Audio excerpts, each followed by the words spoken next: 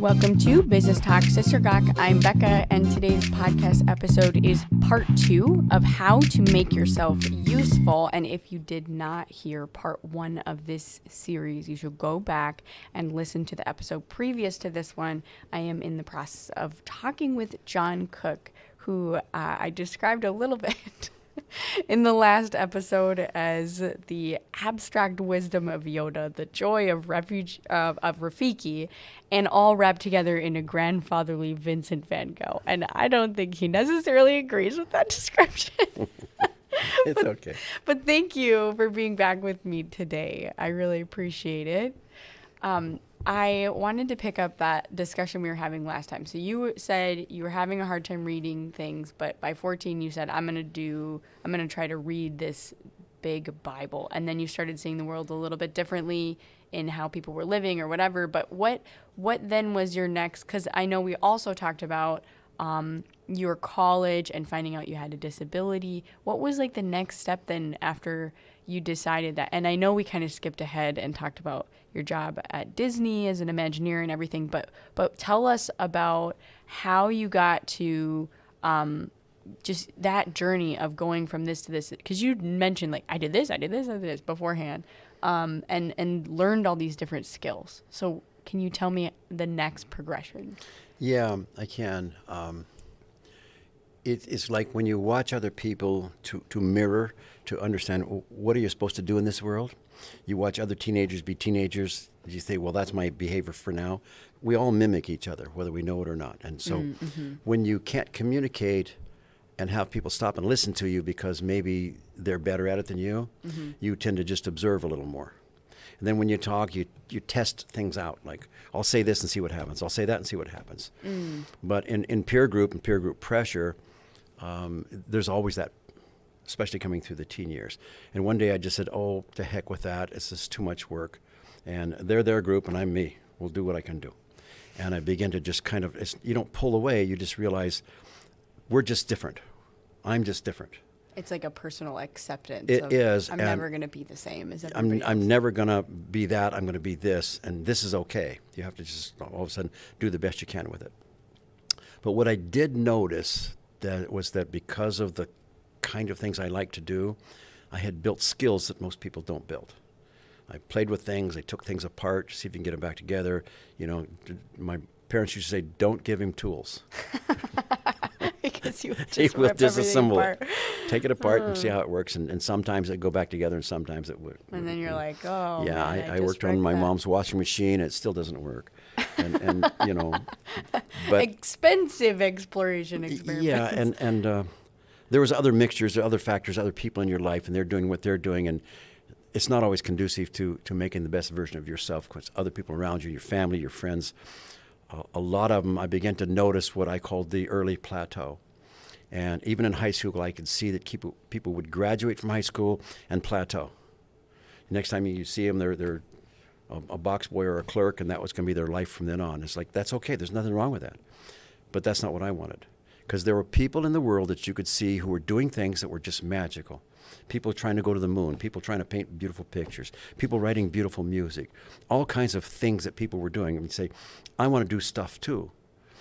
And with all of that stuff, there's an approval that goes with it. You have to have your work accepted or be approved or become something. And I noticed very early on that most people who become successful at anything first work on being accepted as a successful person. It wasn't so much the work they did, it was the persona they projected doing the work. You had young emerging artists in music, art, literature, science, but their persona was the driving thing for it. They had to be liked, and their work had to be outstanding, exceptional. Well, at 15, 16, 17, unless you're a prodigy or a genius, it's hard to be exceptional. There's so much stuff in the world. And you have to accept the fact that, well, they can do that, but I can't. They can do this, but I can't. And so when you begin to measure the calibration of who you are versus who others are, after I had read the Bible, I realized that there was a calibration there that measured all of humanity. That the most important factors wasn't necessarily what you could make or do or say, it's who you are.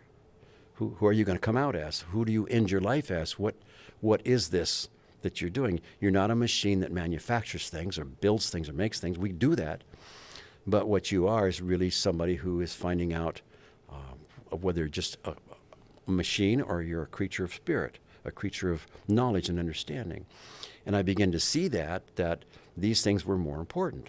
But the pressure of the everyday worker-day world was like, fit in, better get some credentials, better get a job, you're going to have to settle down, you have to marry, you have to raise a family. And all those pressures like, yeah, but doesn't everybody do that? I mean, isn't that a given? So how is it that you can have people doing all kinds of wonderful things, having a great life, and they do that stuff too?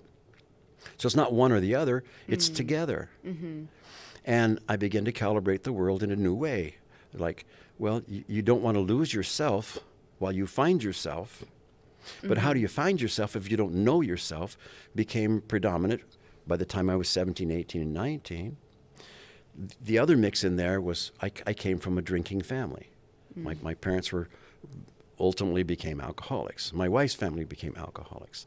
Those things, I mean, I remember seeing that as a child, that my dad said something like, well, you can't trust somebody who doesn't drink.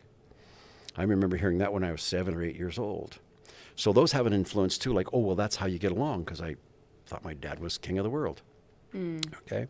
And so those influences, you have to find out where you fit and go on and grow through. College wasn't much better for that. The peer group wasn't much better for that. Then you'd see people graduate, you'd see them go out into the world and go and accomplish and do. It became like, not what are they doing, what are you going to do? Mm-hmm. What do you have to do this, or do you want to do that? Mm-hmm. And can't they be the same thing? And, you know, coming up in this world, all the pressures push everybody into, you do what I need you to do. And then I heard this from a person on a job I worked for. He says, John, I don't care if you succeed, just don't do it before I do. And I thought, what does that mean? And he was in the way. I couldn't get a raise or I couldn't move forward. And I started to realize that most people have their own best interests at heart. It's not that they have maliciousness or malice towards you, but if you're going to pass them, they do. They'll stick their foot out, trip you. So there's this whole other world that you come into in adulthood. The unions were like that. I had people in the unions in the movie business tell me, we're going to break your hands if you don't slow down. You're making us look bad. And I said, no, I'm not making you look bad. You're doing that all by yourself. You know, and that was hostile, because they move at a group speed, and they move at a group think, and they move at a group success rate. Okay, well, we need to back up a little bit, because you said you were working in the movies, but what did you do before that? Well, all the way coming up through, like I say, I was either working at the resort. From there, I went to college, okay? And I worked in restaurants to help pay my way through it.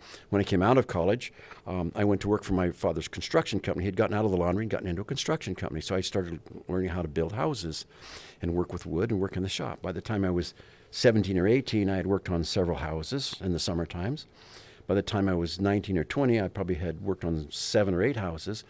When I was 21, I decided to build my own house, so I started building a house. I built a 3-story A-frame, and just kind of... That's a pretty big house. It was a big house, okay? They weren't usually that big. I thought, well, I'm going to build one with one more story, just because, you know, you can. I didn't have the money for it, so I thought, well, maybe if I had an art show, I'll take all my hidden paintings and I'll paint some more and I'll have an art show. So I did. I talked to a restaurant in our local town. I said, could I hang an art show in here, sell artwork off your walls? He says, as long as I don't have to pay for it, you can do it. So I hung 75, 80 paintings in there, and within 3 months had a total sellout. I sold them all. Wow. And I wanted to average the price. At that time, I think I was averaging the price of $100 a piece. I said, well, that's enough to buy the material to build a house. Back then it was. So if I had enough to buy the materials, I had enough to borrow the rest. So I went to the bank and I borrowed as much as I had, doubled the money, and went and built the house.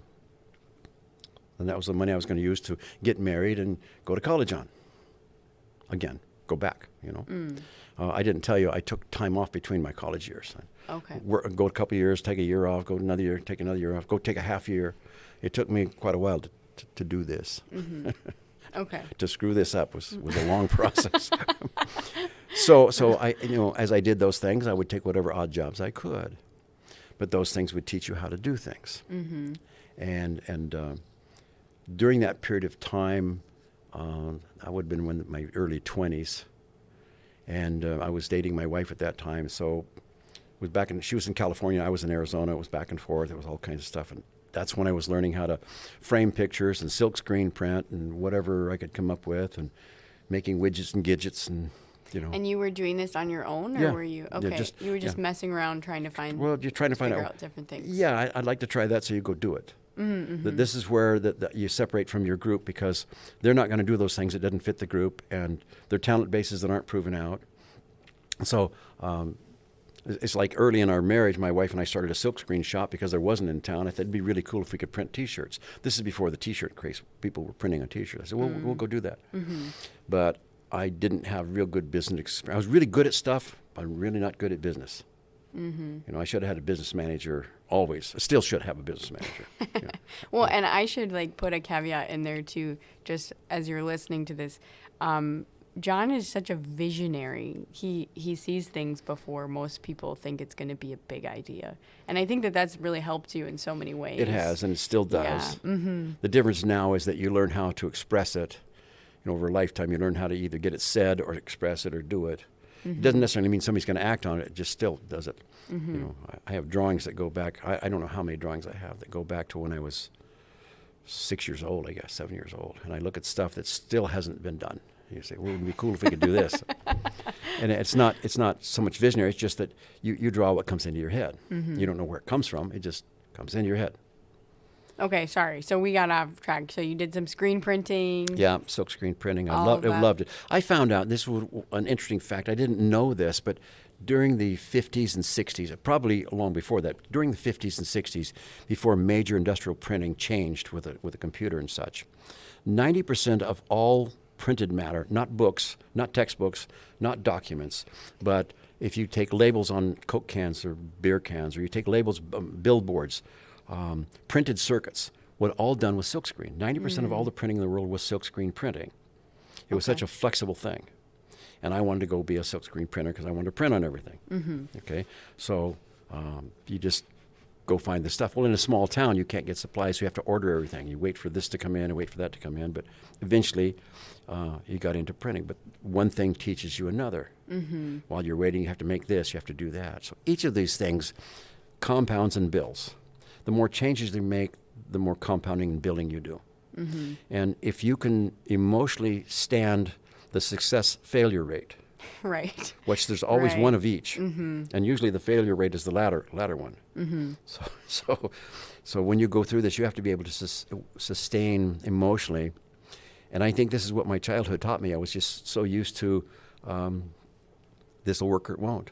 And so you don't really worry about it. You just go do it. And if it doesn't, oh, well, that didn't, so let's go do this. But it taught you something about how to do it differently next time. Yes, and not how to be welded to or married to what you think your outcome's going to be. When you determine, the only one of those I ever had in my life was I wanted to go to work for Disney. I knew that when I was a child. Once I did it, like, okay, I can go do something else. Yeah, and I think one of the things that I'm hearing that I want to point out, because sometimes when I'm taking notes on other podcasts or whatever, if someone doesn't summarize it, I'm trying to write it down furiously on my own. The things that I'm seeing that really helped you are that you had an incredibly humble spirit in wanting to work any job that you could. It didn't matter. To be able to provide for yourself and your family. Yeah, the job wasn't me. Yeah. That's just what you do because that's what you're supposed to be doing. Yeah, and then your love for learning in that, and not just doing it to just get the paycheck, but doing it to truly understand how to do it well so that you could apply it to something else. Yep. And that's I think that really speaks to how to make yourself useful, is gathering those skills over and over, and that aspect you're saying of compounding is incredible. And they all combine as you've heard me say this in person when we were talking. At this time in my life, I've said, what did this teach you? And I said, it's this simple. I have learned that I want to do a project that is all the things I love to do. Because there's too many things that I like to do. I have to make them all become the one thing I'm doing. So can I do a project that includes all of these things? But I'm not doing any of them, I'm doing all of them. And you say, well, that's not very good focus. Well, I don't care what other people think about this. This is what I'm doing. How do you do that? And this is what I've learned across a lifetime is you're not married to the thing that you're doing. You're adding the thing that you're doing to your marriage. Okay. Okay? Yeah. And that makes a lot of difference when you get your head around it, that it's like you don't have to excuse it, you don't have to explain it, you don't have to apologize. I'm going to go do this now. And my wife has learned over the years. I say, oh, look, this is really interesting. I'm going to try that. Okay, now to a lot of people that would be an alarm bell, a fire, 5-alarm fire. Like, oh no, here it goes. But she's like, oh, okay, that's fine, you know, because what you do is you're adding that to it because you want to try it. You don't have to marry it, you don't have to carry it, you don't have to indulge yourself in it. But if you experience it and taste it, say, I'm going to do this, it adds to your skill base. And then all of a sudden you can do some things that other people can't.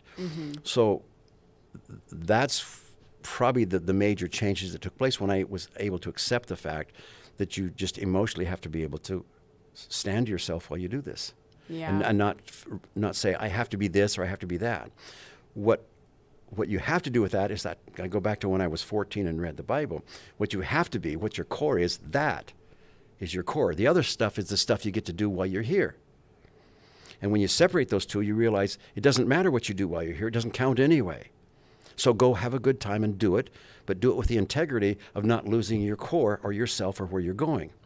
So instead of being an architect or a doctor or a scientist or a rocket ship engineer, be what you're supposed to be as an individual spiritually. And the rest of the stuff is just the career clothes that you wear. And then everything becomes okay to do. Yeah. So, okay. I know I want to keep going with this story, though, about so you were in construction, you built a house, and then what was the transition that you were like, all right, now I'm going to do the movies? What was that? Okay. When we came back out of that, my wife and I went back to school with some of the money from the house that we sold. We got cheated on the sale, but we still went to college another year. And then we realized the school thing isn't going to work out because we don't have the money to do it, so we're just going to do something else. I wound up selling life insurance for Metropolitan Life Insurance Company. Bad job for me because I'm not any good with details or documents.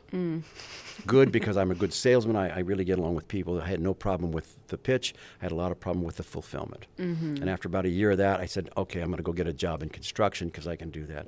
I went to work for a general contractor in my hometown who had been my shop teacher in high school and also my football coach and also had worked in the band. And he was one of the guys who probably had read my papers, just set him in the corner, pat him on the head, and everything's fine, just leave him alone. But in woodshop, I was the only one who completed the projects on time and way ahead of with the expectations. He recognized that my talent was in doing, not Getting it done. Getting it done, doing. And so he hired me to be his construction foreman because I had already built my own house. I had built several other houses with my father. My father had passed away. I went to work for this guy, and he made me his foreman. And at that time, we were opening and closing a house a week. I had built over 300 houses with him as a contractor. He was the contractor. I was just the foreman.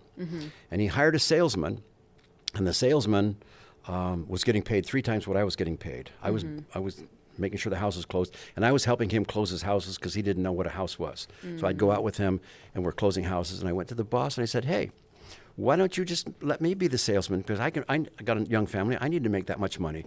Oh, I can't afford to have you do that. We need you over here as a foreman at 1/3 the wages because I can't get another one to do what you do. I can get lots of his kind, but I can't get any more of your kind. And I looked at him and he says, I quit.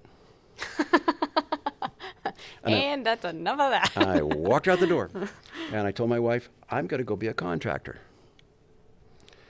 So I decided I'll take the test. All right. Now, the word test comes up, my least skillful skill, but I'm going to go take this test. It's an 8-hour test that you take. And I studied for it. I read for it the best of my ability. And you could take a calculator with it. They didn't have computers that time. They had calculator. I couldn't afford one, so it was pencil and paper. My math, my other weak subject. Okay. I said, but I'm going to go do this.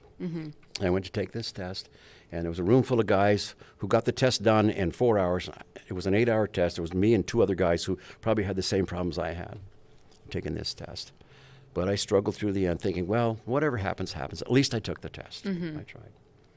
And they said it's an 80% failure rate for the test. Only 20% of you are going to pass. So I went home and waited for my failures to come through. And I got my license. It came through. I passed the test. because they had a section in there where if you couldn't answer it in numericals, you could answer it in sketch. Aha. So, Sneaky. and they gave us I had to bid on an 8-story building made out of concrete with marble. I had never seen that, no idea, but it was visual. I could visualize it, and I could do it by the square foot. So I got licensed to build high-rises if I wanted to, and I got a contractor's license. I was the 3rd youngest contractor in America at that time. Wow. General contractor. I went into business, and about the time we got rolling, I had three houses going, and we had a house, and our house was half paid for because I built half of it. And we went from a $10 bill up to a bunch of money. And the oil embargo hit, and the banks went closed. Okay, so the banks closed because They didn't want to transact business. 1,800 contractors went out of business that same year. oh my And goodness. I was one of them because the banks just shut down. Boom. And the savings and loan that I was working with, they closed their front door, but you still had to do the back door. That means that you had to pay the payments you owed, but they wouldn't pay the advances on the houses. By the time I got done liquidating, I was in the hole. Oh man. I thought, you know what? And tell me historically a little bit about the oil embargo. What is Oh, that was in the 70s. And all of a sudden, the barrel price shot up, tripled, and they started shutting off the valves, and the gas lines started forming. It was long before you were born. Okay. And literally, it began to shut the businesses down in America. And contractors were one of the first because there was a lot of float money. In other words, you'd do a completion loan. You sell a house, you go to the bank, you get a contract on building the house. They would advance you, as you constructed the house, they would advance you money on the house to that point. But you had to sign a completion contract. So you guaranteed that you would complete the house or they wouldn't give you the loan. So you get a few houses with completion contracts, you're liable for completing them whether they give you any money or not. Your completion contract is with the buyer, okay? Theirs is with the bank, and yours is with borrowing the money against that loan. So it didn't take very long to use up all the cash you have and all the assets that you have, and you bottom out and everybody else gets their house. The oil embargo stops that because they don't want to move the money. So the banks shut their credit accounts off, and the savings and loans said, you have to pay us what you owe us, but we're not going to give you advances on your houses. So cash shortage. So when we closed it out and got done, we still had a house, but we couldn't get it sold because houses weren't moving. So we decided the best thing to do is I said, you know what, I'm going to start a different career, which was my pattern. Okay. She says, what are you going to do? I says, I'm going to go back to school in California, and I'm going to get a job in Disney. Goals Let's coming go. up. So we packed up bag and baggage. We moved over there to California from Arizona. And when we closed the door and returned the rental truck, we had no job. We knew nobody, and we had $37 between us. And I put my You are such a risk taker. Every time I just talk with you, it's like you're just riding high. So on let's go. Barely... We're riding low on it. But, so I strapped my tool belt on, and I put my tools in a box. I walked up and down the street, see if I could do handiwork, and I would get enough work each day to get enough money to go, you know. So you just knock on people's doors and tell them. Yeah, and then hello? I found a place where I could give art lessons in the evening. So I was giving art lessons in the evening, and the lady says, "What are you doing?" I said, "I'm looking for work." She says, "I know a place where I can get you one day's work." I says, "I'll take it." And so I got a call the next day from CBS Studios. She got me one day's work on the studio lot, CBS Studios, and I said, "Well, okay." So I showed up to do my day's work, which is a completely different story. I was used to doing piecework in a hurry. They put me on what was called Stage 4. It was a movie called Spencer's Pilots. And the guy comes up, he says, somebody owed you a favor, so they gave you one day's of work. Don't expect to come back tomorrow, but here's your day's work. There's a pile of wood over here. We might make as many of those as you can with that pile of wood over here. Pointing one pile of wood and one sample. He says, until I come back. When I come back, so we'll find something else for you to do. So I looked at the wood, I looked at the pile, so I just started. Okay. Now he was expecting one or two pieces to be done. You know, he came back and had 18 done in a pile because I was used to production. Get it done. And I thought he was going to hemorrhage. He said, "You're only supposed to do one or two." He says, "You didn't say one or two." He said, "Get as much as I can done before you come back."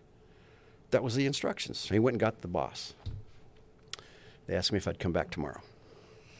And I was there from then on. It was just an immediate job. So that's where That's where I went to work for Jim Henson. That's where I worked on Spider-Man. That's where I worked with the stars, and I got into live TV, and I got into special effects with the movies. Within 2 years, I was foreman of the special effects shop at the CBS because I got things done. And that's like something that is surprising to be like, it's surprising that other people wouldn't do Well, what course. they were asked Yeah, to do. they say slow down because you're making us look bad. They were busy with the union. They were busy with the rules. They're busy with the group. They're busy with the social structures, all of which had evaded me in my life. I didn't know how to do that. I don't have those social skills. I don't fit that. No, hey, go do that. There's a door. Hang it. Go hang it. Don't talk about it. Don't go have coffee. We'll do it this afternoon. Go do it. See, because that's the world I had come from. So not having the fit in high school, not having the fit in junior high, not having even in grammar school, it prepares you to be something else. Now, the success is that to me, success is not failing. Not that you achieve this goal or this pile of money. It's not a gold rush. It's like, are you living a decent life? Can you take care of yourself? Is your family happy? Are you moral? Are you just? Are you really following the real rules of natural justice of the world? Are you a decent human being to begin with? Regardless of what comes out of it, the job doesn't count. If you eat a lunch, you can't take it with you tomorrow. You ate it yesterday. And the pile of money goes away. I learned that, through the way that the business unfolded itself. I didn't have the business experience to know how to protect myself against an oil embargo. Had I been in business 2 or 3 years, I probably would have had the experience to have a bankroll that could have covered it. Mm-hmm. When I left town, I decided I'm out of here. I had 3 different people who were wealthy ask me to please stay. They would fund my business if I would stay and build it. They wanted a good builder who wasn't corrupted and who didn't work with the banks and the mafia and all the power boys. I don't fit those groups either. So I found that whatever condition you want to call it keeps me actually free from working with the groups because I just can't. And so to me, success is, can you live the longest life you have without losing yourself, without losing your family, taking care of your needs, doing the things you want to do. So if you define success differently, you live a different life. Mm-hmm. Because you can't take it with you, and if you do take it with you, there's no place to spend it. This is why heaven is paved with gold, because gold would make a good paving material. Well, okay, so I have one more question, and I think we're gonna go a little long on this one. And so, before we transition into the Gawk portion of the episode, did that answer your question? Oh, absolutely. Okay. You're I don't remember great. the question. You're doing great. So my question is, what would you say are resources that you would recommend to people who are just trying to figure out how to make themselves useful? What would you say, here's the things that you should do in life? Well, first of all, today, unlike then, there is so much information and literature at your fingertips that the number one resource is the curiosity that you should have. If you find something that you like, it's probably because you're good at it. I think the number one resource is for a person to go look at themselves and say, I would really like to do, if it's pottery, or if it's sculpting, or if it's mathematics, or if it's driving a car, whatever it is really you like, it's probably because you have a talent for it. Then say, well, I can't make a living at it. Well, don't measure it. Don't look at what you think a success in that field is. Look at who you are when you're doing it and saying, this makes me happy. Now go research it. Because at your fingertips is so much information today that all of the things that you could do with it that would give you the money to continue to do it are there. You just have to learn the skill to find those things. I think it's about questions, it's about search, and it's about answers. And then when you find the answer, don't take it as a solution, take it as a clue of what you should look for next. If you get on the quest to say, what am I looking for? What is this about? And do I really want to do it? And then give up on what you think the goals are. It's a given that you should pay your bills on time. It's a given that you should be a decent person. It's a given that when you walk into a room and somebody's sitting in there, they deserve dignity and respect just because they're in the room. Not because you've misjudged them. If you were blind and couldn't see what they're wearing or what they looked like, you would do all that on what they said with their voice or their voice inflections. It's like if you were blind and you said, I'm going to judge this room from my blindness, would you get a different thing than a person who was not blind? Because the prejudice is so ingrained in all of us of what somebody looks like or how they act or what they do or what the job is or what their success is or how much money they have, the car they drive. All of those things have determined this overlord in your mind of what you think you have to do with your life. But if you're hanging by one fingernail from a bridge, you would reassess all of that instantly if you said, get me off of this and I promise to be good. You know, it's like that old joke of this guy who falls off a cliff and he's hanging on one little branch on the side of the cliff. And he's praying, oh, God, save me and I'll believe. And the guy says, this voice comes down from above and says, turn loose of the branch. And the guy says, is there anybody else up there? and this is where we are with our lives. This is where we are with determining what success is. This is where we are with judging people and ourselves by them. And so most people learn to judge themselves very early, and they so mold themselves that to get out of it is so hard. They become what they thought they were going to be when they were teenagers. And they spend their life in a plateau of being that, thinking that's success. And they never even got up to pace. If you look at something the Scripture says, that you are a child unto 100, we never reach maturity in this life. We get up to 70, 80, 90, and we haven't even hit maturity yet. What would we be if we lived 200, 300, 400? So why would you spoil yourself even by the time you're 90? Because if you stepped into that, if you could step into that, wouldn't you want to be the best version of yourself you could? And what does that got to do with money or success or accomplishment? Those are the things I think are the joy of life that you get to do and use. If you get your core right in the first place, then all the other stuff is just toys. And I know that in so many conversations I've had with you, and if you're listening to this, John is just someone that you can take 30 minutes to listen, and then suddenly there's like an epiphany somewhere in there for you. And I love that. I love like the different conversations in that. So thank you for being with me today. Well, thank you for having me. And I want to transition into the Gawk portion, because I wonder if you can tell me a story about your experience working for the theme park in Japan. I can. Unless you're uncomfortable. Well, several on that. The theme park in Japan was for the person who invented Hello Kitty. Okay. Just like such a random Yeah, you cracked me up. This man, what he had done was, I don't know if this is it's not a comedy thing, it's just a truth thing, where I learned something very important. He had mirrored some of his life. Suji, his name was Suji, Mr. Suji, and he wanted to be the Walt Disney of Japan. So he started what he called a communication company. Over here, we would call that Hallmark. Oh, okay. Mm-hmm. So his company did what Hallmark does over here, he did over there. Publishing note cards, and then he got into figurines, then he got into Hello Kitty, he got into the whole thing, and then he decided he wanted to do a theme park. And so I had done some displays for him, and he very graciously invited me as his personal guest to come visit the park after it was done. Now, the project I was working on was huge. I worked for a company, and there was a $900 million project. And the part I did was less than 0.5% of that. I built some displays that weren't even 0.5% of that value. Right. But at the end, he invited me alone to go visit his park because he liked the work I had done for him. He wanted me to do some more work for him. He had admired Disney, and he knew that I admired Disney. I don't know how he knew that because I didn't know him, but he made me his guest. So I flew over there, and he gave me a tour of his company and his factory and his place. And we were at dinner, and I asked him, I said, I did the numbers on your park. I said, you built this theme park where you can only get 6,000 people an hour through your park, but you paid $1 billion for the park. I said, you will never get your money back at the fees that you caused at the gate for 6,000 people an hour. There's not enough hours in the day or years in your life to ever get your money back.